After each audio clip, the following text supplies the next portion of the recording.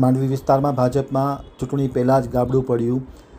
મોડકુવા ગામના વતની અને જાણીતા ક્ષત્રિય આગેવાન દિલીપસિંહ જાડેજાએ ભાજપને રામ કરી કોંગ્રેસનો ખેસ ધારણ કર્યો અને કોંગ્રેસમાંથી તેઓ તાલુકા પંચાયતની બેઠક ઉપર ચૂંટણી લડશે તેવી પણ જાહેરાત કરવામાં આવી હતી. વી.કે. હુંબલ અને રાજેન્દ્રસિંહ જાડેજાએ તેમને આવકાર આપ્યો.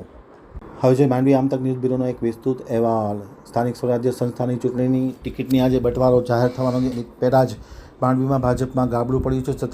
ક્ષત્રિય આગેવાન દિલીપસિંહ જાડેજાએ કોંગ્રેસનો ખેસ પહેર્યો છે અને ચૂંટણી લડશે તેવી જાહેરાત કરવામાં આવતા ભાજપમાં હડકંપ મચી જવા પામ્યો છે.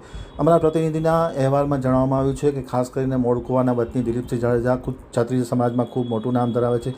છેલ્લા કેટલાક સમયથી તો ભાજપમાં સક્રિય હતા. દરમિયાનમાં ટિકિટની માગણી કરી હતી અને ટિકિટ નહીં મળે તેવી શક્યતાઓ વહેતી થતાની સાથે જ આખરે તેઓ આજે વિધિવત રીતે કોંગ્રેસમાં જોડાઈ ગયા છે. કોંગ્રેસના જિલ્લા પ્રમુખ વી.કે. હુંબલ અને રાજેન્દ્રસિંહ જાડેજાએ પણ આ વાતને સમર્થન આપ્યું હતું અને દિલીપસિંહને આવકાર આપ્યો છે.